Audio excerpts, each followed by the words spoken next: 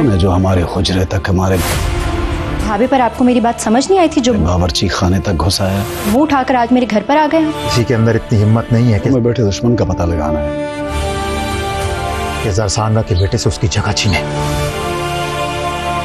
अगले एपिसोड में आप देखने वाले हैं कि मुदस्सिर का रबिया से फ़ौरन से ही शादी करने का फ़ैसला बहुत मुश्किल फ़ैसला होगा, लेकिन वो दिमाग की बजाय दिल की बात सुनते हुए रबिया के मामू के पास उसका रिश्ता लेकर पहुंच ही जाएगा।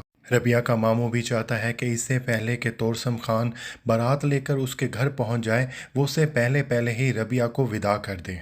लेकिन रबिया जैसे ही मुदस्सिर को अपने घर पर देखेगी वो उससे बहुत नाराज़ होगी और उसे फ़ौरन ही घर से जाने का कहेगी, ये सोचे समझे बगैर ही कि मुदस्सिर का यहाँ पर आने का मकसद क्या है। और उसे जब पता चल भी जाएगा कि मुदस्सिर उसे शादी करने के लिए आया है तो भी वो रिश्ते के लिए ना ही बोल देगी। वो किसी शख्स से इसलिए शादी नहीं करना चाहती कि तोरसम खान से जान छुड़वा सके।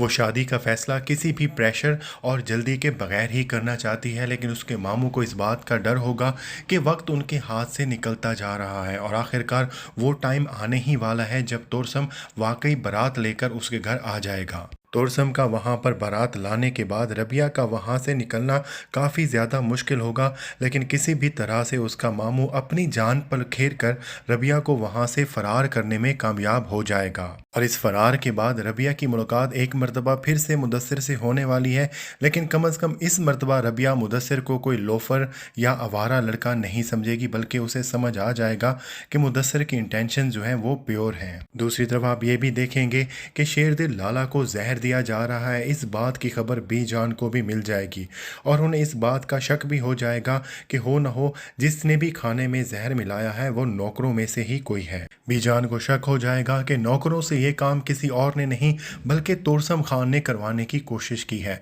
इसलिए वो तोरसम खान से मिलेगी और उसे कहेगी कि वो ये हवेली छोड़कर चला जाए। उसका ये ख्याल होगा कि ना तोरसम यहाँ पर होगा ना ही वो तरह तरह की साजिशें करेगा, लेकिन तोरसम ये हवेली छोड़कर जाने से साफ इनकार कर देगा।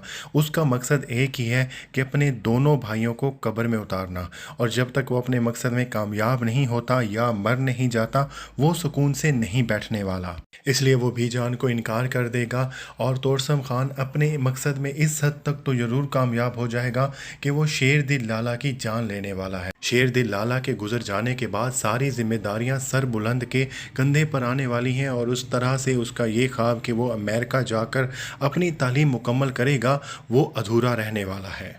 लेकिन उसके साथ ही ड्रामा यहाँ से बहुत ही इंटरेस्टिंग टर्न भी लेने वाला है।